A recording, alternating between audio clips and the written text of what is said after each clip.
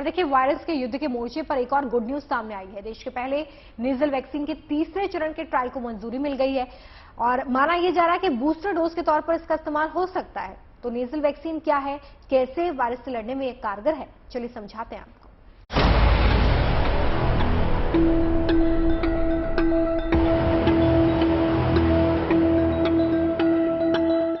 Omicron की वजह से अगर तीसरी लहर की आहट है, तो वहीं नए वेरिएंट के खिलाफ सुरक्षा कवच मजबूत करने की भी तैयारी है।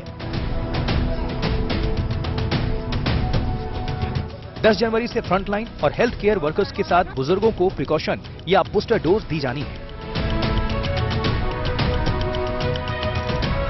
अच्छी खबर यह है कि बूस्टर डोज के लिए देश को जल्द ही एक और विकल्प मिल सकता है, क्योंकि drug controller general of India की एक्सपर्ट समिति ने भारत बायोटेक की नेजल वैक्सीन के तीसरे चरण के ट्रायल को मंजूरी दे दी है।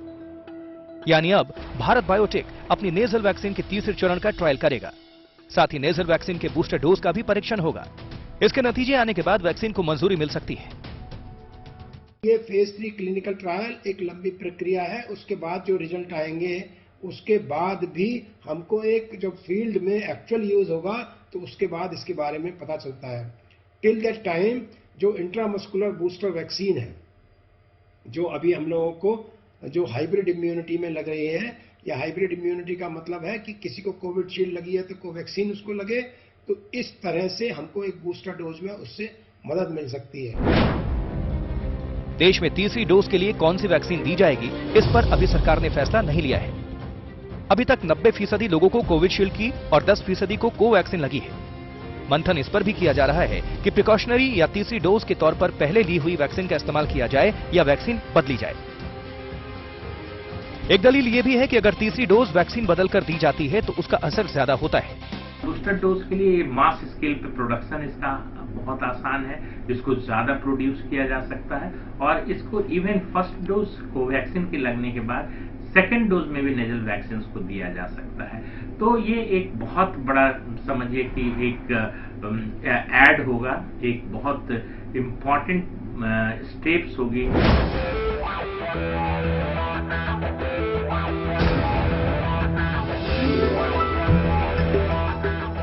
भारत बायोटेक का दावा है कि 2 डोज लगवा चुके लोगों के लिए बूस्टर डोज के तौर पर उसकी नेजल वैक्सीन अच्छा विकल्प साबित हो सकती है।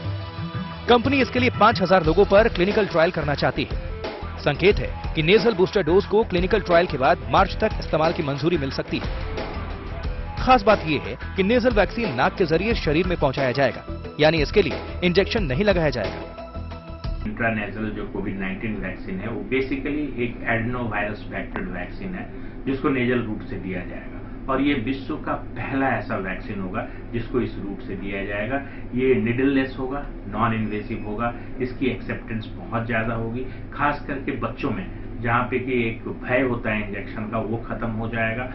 तो ये नेजल वैक्सीन जो है इसकी जो खासियत ये होती है कि ये नेजल म्यूकोसा पे दिया गया तो नेजल म्यूकोसा पे एक ब्रॉड स्पेक्ट्रम इम्यून रेस्पॉन्स को क्रिएट करता है, जिसमें सेक्रेटरी एंटीबॉडीज जैसे IgA, न्यूट्रलाइजिंग एंटीबॉडीज IgG और सेल मीडिएटेड रेस्पॉन्स, ये सारे स्टिमुलेट होते हैं। तो बड़ा ही इफेक्टिव होगा, खास करके ट्रांसमिशन और इन्फेक्शन दोनों को कंट्रोल करेगा।